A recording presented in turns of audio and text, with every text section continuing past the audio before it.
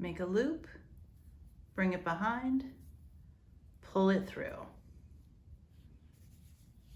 And there is your first stitch on your needle.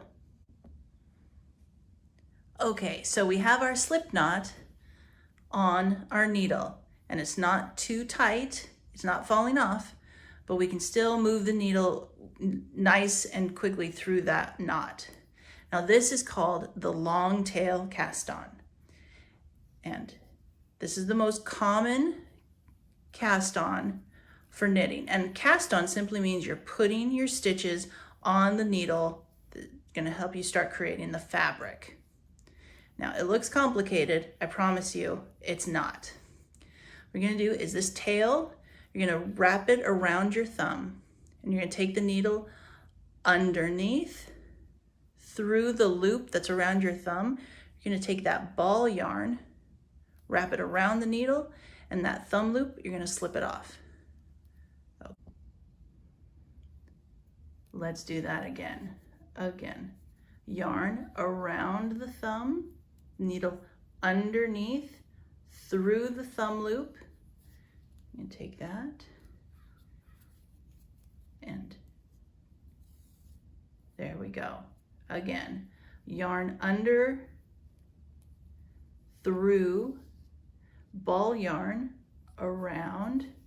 We're gonna slip the thumb loop off, and you have a live stitch. One more time. Around, under, through, ball yarn, and then thumb loop off the needle and tighten. And that is a long tail cast on.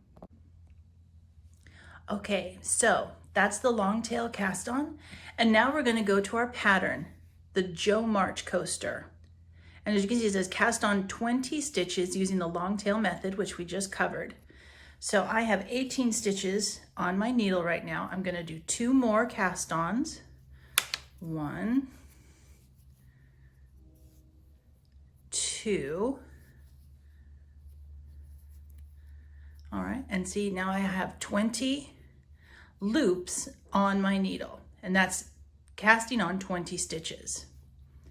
Now we're going to go to the knit stitch. Now we have cast on 20 stitches, so now we're going to do a knit stitch. Now make sure you grab this tail and kind of hold it back in your left hand away from the yarn coming from the ball so you don't accidentally knit the tail. Now a knit stitch here is very simple. Take our right needle, we're going to insert it in the first loop under the left needle. We're going to take the ball coming from the yarn, wrap it around until we have a needle on our right, and we're going to slip that old loop off the left. Again, I'll do that again. And the way I'm holding the yarn in my right hand, this is called the English method, or throwing the yarn. Okay, let's get up real close and see that. See, I'm in the loop, I'm underneath the left. I've got the ball yarn in my right hand, counterclockwise around the right needle. And I'm just slipping that old loop off the left because I've created a new loop on the right.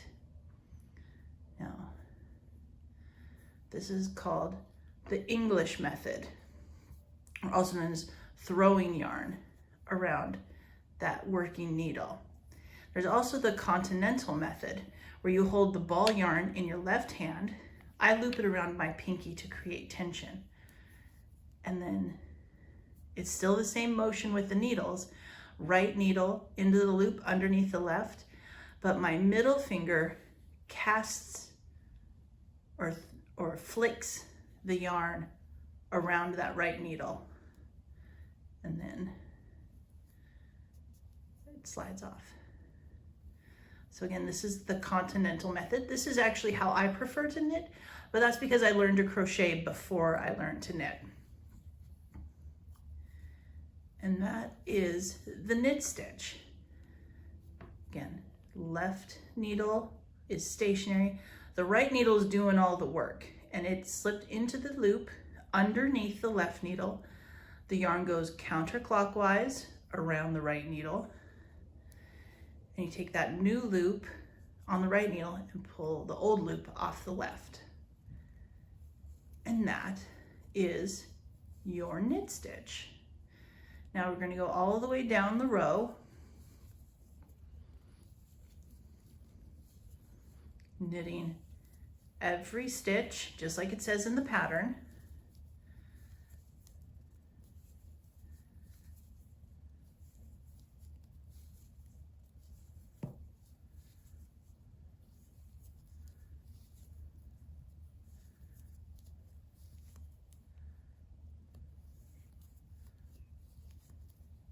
And now we're at the last stitch. And just space those out a little bit. So we have 20 new stitches on the needle and 1 row is complete. Switch hands, and we're gonna go again. Now, see, you have a little yarn bar right there. You want to get between that and the needle. So you're right up next to the needle in the loop, counterclockwise, and you're doing it all over again. And this is the knit stitch. And the fabric that you're making is called a garter stitch pattern. So this is when you make a fabric that's all knit stitches, it's going to be ridged, and it's going to look like this. That's a garter stitch, and that's what this pattern is going to look like when you're complete. And you're going to do this until the pattern measures. I think we're good though. Okay, now that we've been knitting for a while, we have some fabric forming. This is what it's supposed to look like.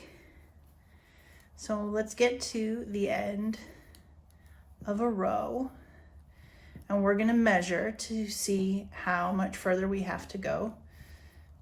And here is how you measure work that is still on your needle.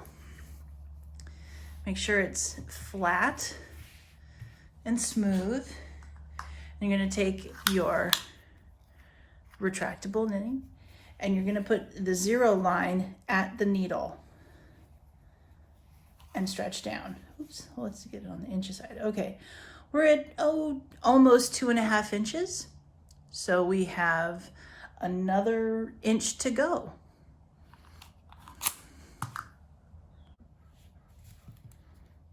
Okay, as we're finishing up another row,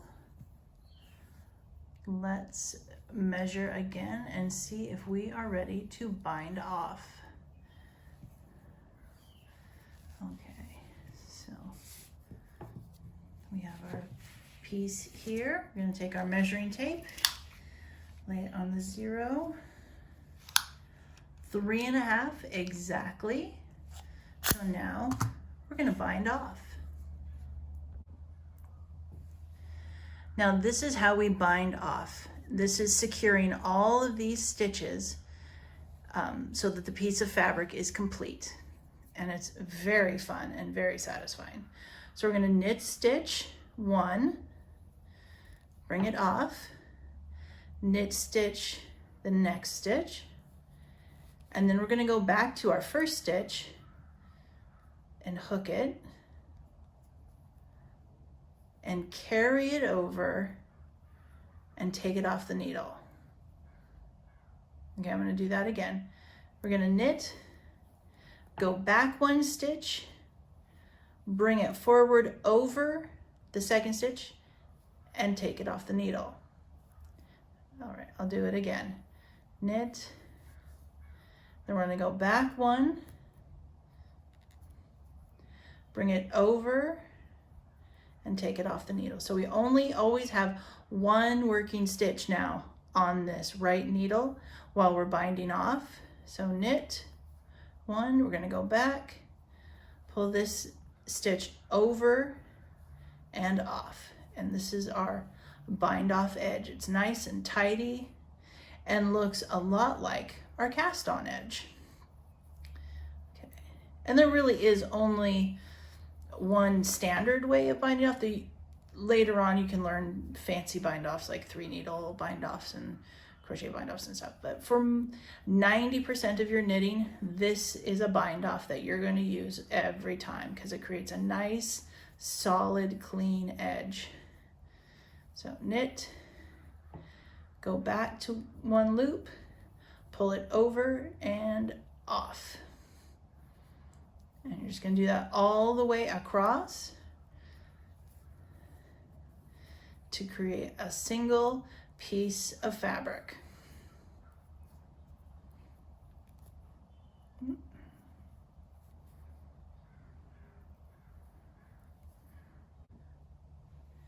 Now, to finish the bind off, here we have our last 2 stitches.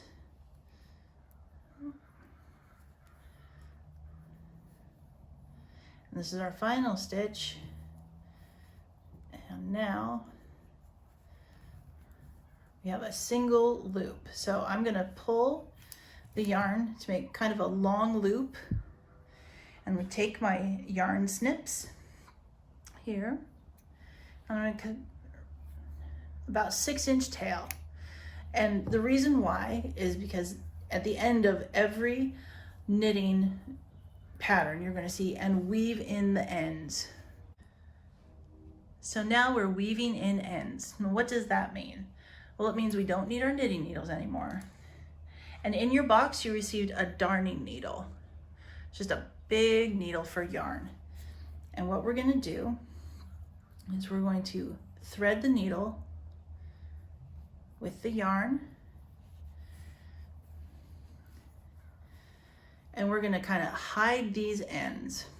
And to do that, we're going to slip the needle into a couple of stitches, and all this does is tidy up your edge and complete the project, which really is the goal, is a complete project. And you're just trying to hide the yarn a little. So, and there we go. We're gonna slide it down here. Don't pull it tight, just keep it the same tension as the yarn in the rest of the project. And when you feel good about it, snip and adjust. And now you see you have a nice clean edge. You can't tell where that waste yarn went. So we're gonna do it again with the finished edge. That was the cast on, and I'll do the finish.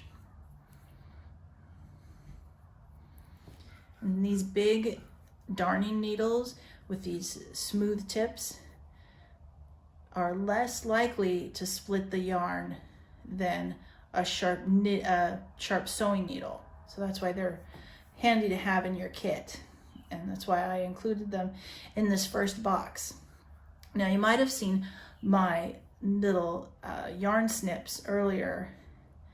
Those are absolutely essential, but don't run out and spend a lot of money on them just yet, because spoiler alert, there might be a great pair of yarn snips in subsequent boxes. So in the meantime, any pair of scissors will do. And now we have a completed piece of fabric. Okay, now that we're finished with our piece of fabric, it's time for the finishing touches. Now, on the Jo March coaster, you'll notice it says cut 22 lengths of yarn, each 5 inches long. So now we're making the tasseled edge, and I'm going to show you what that looks like. Our tassel template here, you're actually going to use this for 2 patterns in this box, but it's 5 inches long. So we're going to take our yarn, lay it against the template, and cut a length. And we're going to do that 22 times because we want 11 pieces of fringe on each end of the coaster, just to make it look fancy. Because this is the Jo March coaster after all, and she wasn't the beauty of the family, but she certainly wasn't plain either. And so we want to make this coaster a little fancy, a little bit like Jo herself.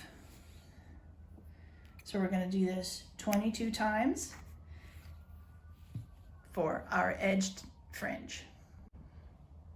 Okay, so now we're going to do the fringe. I have 11 pieces of yarn, so this is going to do one side. And we're going to make the fringe for our coaster.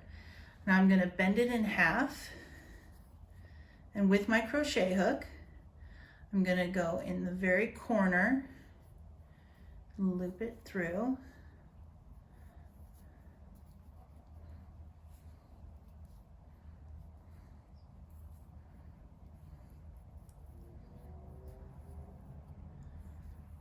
and there's my fringe. And I'm going to do that now on the other side. I found this works better to kind of keep splitting the difference in half to get evenly spaced fringe rather than trying to do 11 in a row down one side. They just seem to space out more evenly this way.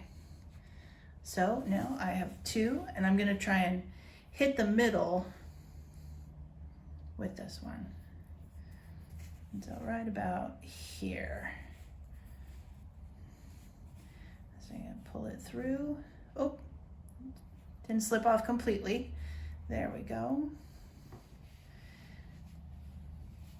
And this is why crochet hooks are not just for crochet, but they are invaluable in knitting as well. And I'm going to do another one here to split the difference, and here, and then I'm going to split the difference again between this one and this one for here and here, here and there, until I have 11 pieces of fringe on that edge. Okay, now that we have our fringe done, I think it's a little bit long, so we're just gonna take some scissors and just trim it however you feel is the right length.